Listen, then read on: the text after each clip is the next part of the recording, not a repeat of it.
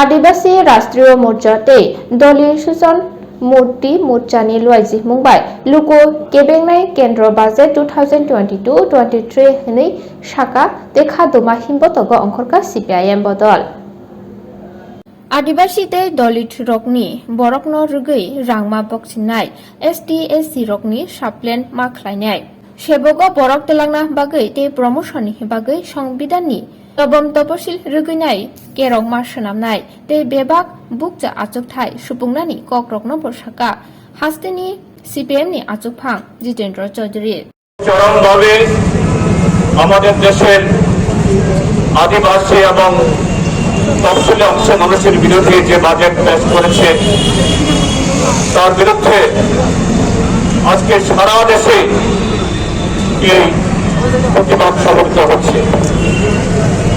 আমরা ত্রিপুরা রাজ্যের মধ্যে আদিবাসী অধিকার রাষ্ট্রীয় মঞ্চের সহযোগী সংগঠন গণমুক্তি পরিষদ TOIF এবং দলিত সূচন মুক্তি মোর্চা তার যে সহযোগী সংগঠন তফসিলি সমন্বয় সমিতি শুধু আগরতলা শহরে না সারা ত্রিপুরাজ্যেই সবকটি মহকুমাতে এবং বেশিরভাগ ব্লক এলাকাতে আমাদের এই প্রতিবাদ সংগঠিত আমরা করছি। আমার আগের বক্তাদের কাছ থেকে শুনেছেন গত 1 ফেব্রুয়ারি মোদী সরকারের অর্থমন্ত্রী মাননীয়া নির্মলা সীতারামন একটা বাজেট পেশ করেছেন।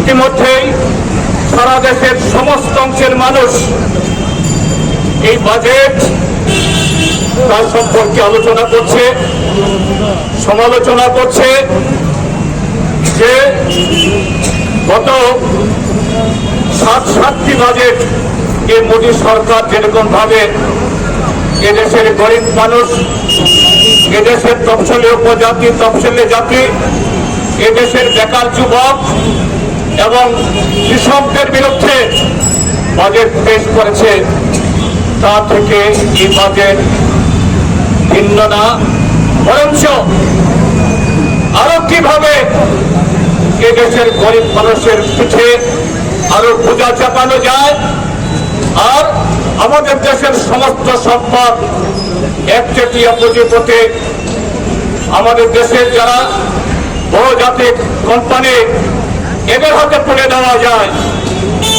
তার এই রূপরেখা প্রকাশ করেছে। আমরা আদিবাসী অধিকার রাষ্ট্রীয় মঞ্চ এবং দলিত শোষণ মুক্তি মোর্চা আমরা দাবি জানাচ্ছি দেশের আদিবাসী এবং তফসিলি জনসংখ্যার অনুপাতে বাজেট বরাদ্দ রাখতে হবে। এটা কোনো অন্যায় আবদার না, এই দাবি আকাশ থেকে পড়েনি। 1950 খ্রিস্টাব্দে 1950 সালে 26 জানুয়ারি যখন আমাদের যে সংবিধান গৃহীত হয় তখনই আমাদের দেশের সংবিধান নির্মাতা ডক্টর আম্বেদকর বলেছিলেন আমরা রাজনৈতিকভাবে এই দেশের সমস্ত নাগরিকের অধিকার সমান করে দিচ্ছে।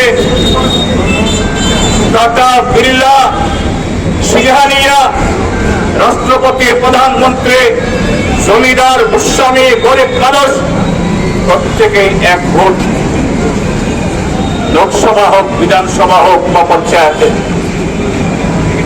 কিন্তু সামাজিকভাবে এই দেশের হাজার হাজার বছর ধরে যে বৈষম্য তৈরি হয়েছে, ব্যবধান তৈরি হয়েছে এবং তার মধ্যেও তফসিলি জাতি, তফসিলি উপজাতিরা তারা একেবারে সর্বনিম্ন স্তরে সমস্ত ক্ষেত্রেতে এই ব্যবধান তো এই সংবিধানের মধ্যে আমরা বোঝাতে পারছি না।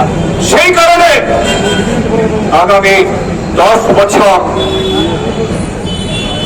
ভারতবর্ষের সংবিধানে সংরক্ষণ থাকবে।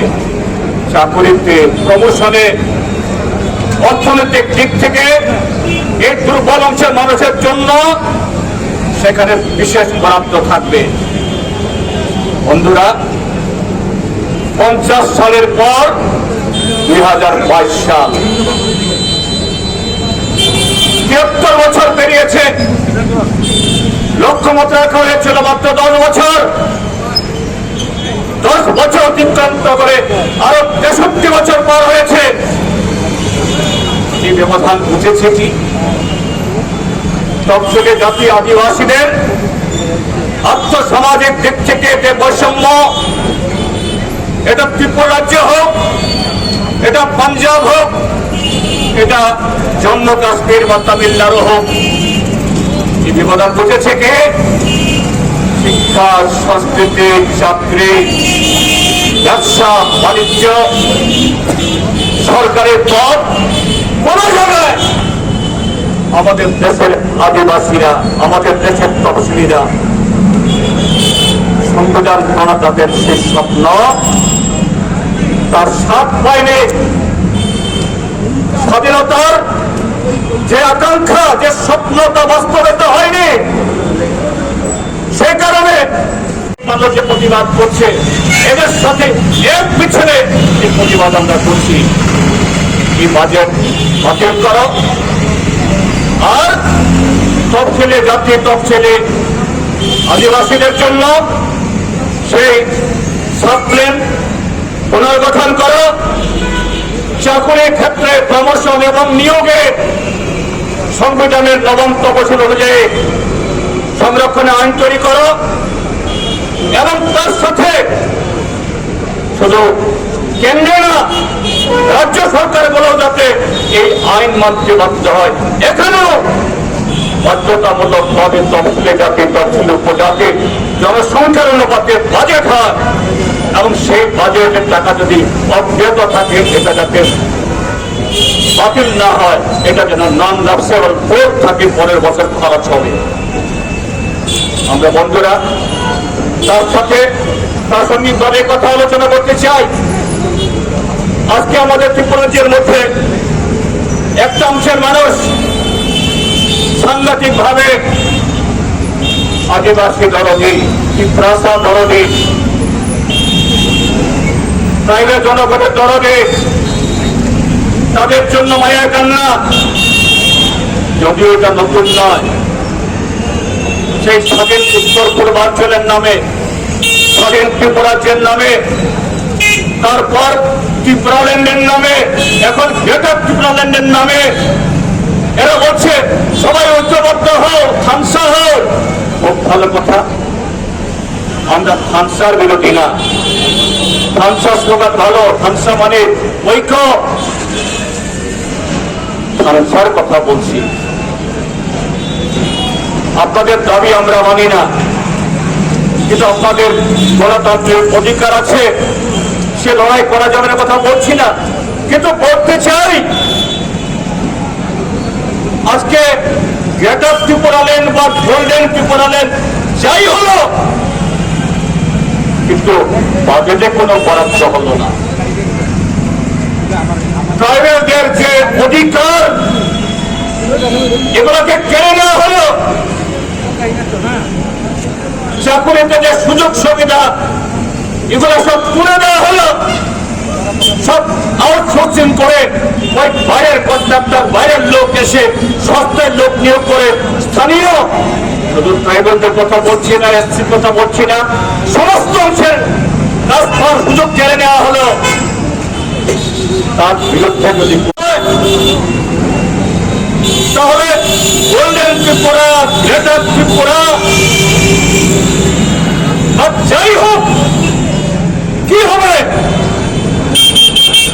এইভাবে ওই দিল্লি সরকার এবং রাজ্যের যে অপদার্থ, জনবিরোধী এখানকার ফ্যাসিস্ট সরকারকে তোমরা আরো লুট করো, আরো গণতন্ত্র হরণ করো, এ রাজ্যের গরিব মানুষের অধিকার কেড়ে নাও, সেই পথেই তোমরা সাহায্য করছো।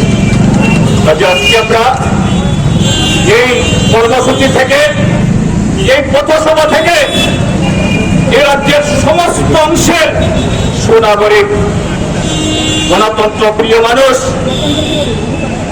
যারা সত্যি সত্যি গরিব মানুষের বিকাশ চায়, ভাষা হোক, বাঙালি হোক, হিন্দু হোক, মুসলমান হোক, তাদের কল্যাণ চাই। তাদের কাছে আমাদের আবেদন, কিভাবে মানুষের দৃষ্টিকে অন্যদিকে দাবিত না করে